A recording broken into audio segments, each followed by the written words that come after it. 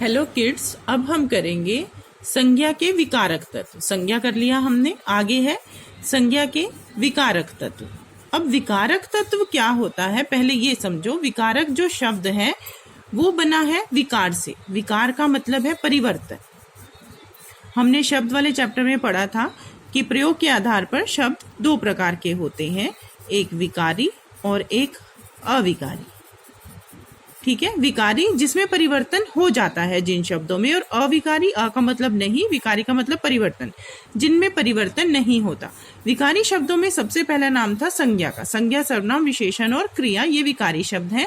तो संज्ञा विकारी शब्द है, इसमें परिवर्तन आता है। तो इसमें जो परिवर्तन के तत्व हैं वो कौन कौन से हैं, उनको हम बोलते हैं विकारक तत्व। कि कौन से ऐसे तत्व हैं जो संज्ञा में परिवर्तन लाते हैं, वो है संज्ञा के विकारक तत्व। इसमें सबसे पहला नाम है लिंग। लिंग यानी कि जेंडर। लिंग का क्या है कि वे शब्द जिनसे हमें पता चलता है कि संज्ञा जो है वो पुरुष जाति से संबंधित है या स्त्री जाति से। उन शब्दों से हमें, लिंग शब्दों से ये पता लगता है कि दी गई संज्ञा पुरुष जाति से संबंधित है या स्त्री जाति से, उसे लिंग कहते हैं। आपकी बुक में इसकी डेफिनेशन दी हुई है, देखो।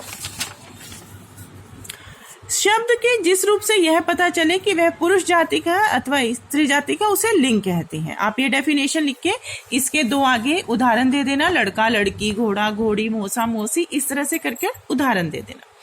आगे है इसके भेद। इसके दो भेद होते हैं, एक है पुल्लिंग और एक है स्त्रीलिंग। ठीक है, पुल्लिंग पु से पुरुष और पु से पुल्लिंग। तो यहां से ही रिलेट करो इसको कि वे शब्द जिनसे किसी भी संज्ञा के पुरुष जाति होने का बोध हो, उन्हें हम पुल्लिंग कहते हैं।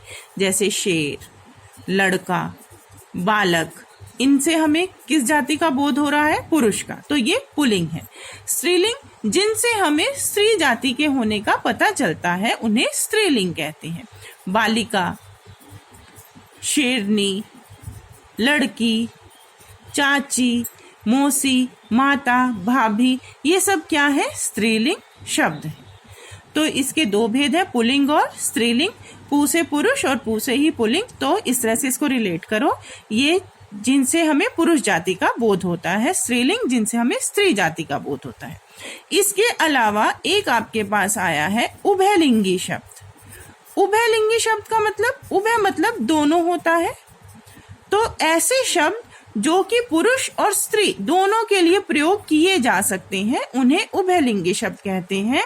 जैसे अगर हम इसमें बात करें मंत्री की, क्या मंत्री केवल पुरुष हो सकते हैं? नहीं, महिला अगर कोई मंत्री होगी तो उसे भी मंत्री ही कहा जाएगा।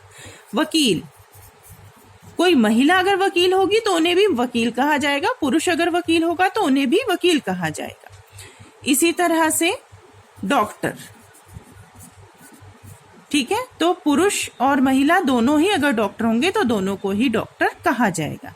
ये है उभयलिंगी शब्द। आगे है हमारे पास नित्य पुल्लिंग। नित्य पुल्लिंग शब्द कौन से हैं? नित्य मतलब सदैव। कुछ शब्द ऐसे होते हैं जो हमेशा पुल्लिंग होते हैं। कैसे? जैसे अगर हम मच्छर की बात करें, हम क्या कहते हैं, मच्छर बैठा है, तो क्या केवल मच्छरों में पुरुष ही होते हैं? मादा नहीं होती, स्त्री जाति नहीं होती, होती है इनमें, लेकिन इनको हम हमेशा पुल्लिंग के रूप में ही प्रयोग करते हैं।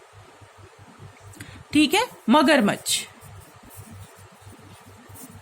ये क्या है? ये भी नित्य पुल्लिंग शब्द हैं। क्यों? क्योंकि इनको हम हमेशा पुल्लिंग के रूप में ही प्रयोग करते हैं। और नेक्स्ट है हमारे पास नित्य स्त्रीलिंग। कुछ शब्द ऐसे होते हैं जिनको हम हमेशा स्त्रीलिंग के रूप में प्रयोग करते हैं। जैसे तितली, तितली बैठी है, तितली फूलों पर बैठी है, तो इसका अर्थ यह हुआ कि केवल स्त्रियां ही, स्त्री जाति ही से ही संबंधित है तितली, उसमें पुरुष जाति नहीं होती? नहीं, इसमें भी पुरुष जाति होती है, लेकिन जब भी हम बात करते हैं तो हम हमेशा इसके स्त्रीलिंग के रूप में ही बात करते हैं।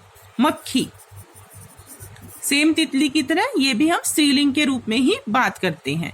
तो वे शब्द जिनको हम हमेशा स्त्री जाति से संबंधित बात करते हैं, स्त्री जाति से संबंधित होती है जो हमेशा, वो होती है नित्य स्त्रीलिंग, और जो हमेशा पुरुष जाति से संबंधित होते हैं वो होते हैं नित्य पुल्लिंग।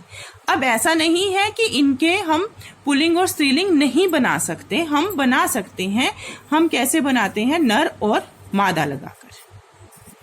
नर तितली, मादा तितली, नर मक्खी, मादा मक्खी, नर मगरमच्छ, मादा मगरमच्छ, नर मच्छर, मादा मच्छर। ठीक है, तो ये है हमारे नित्य स्त्रीलिंग और पुल्लिंग।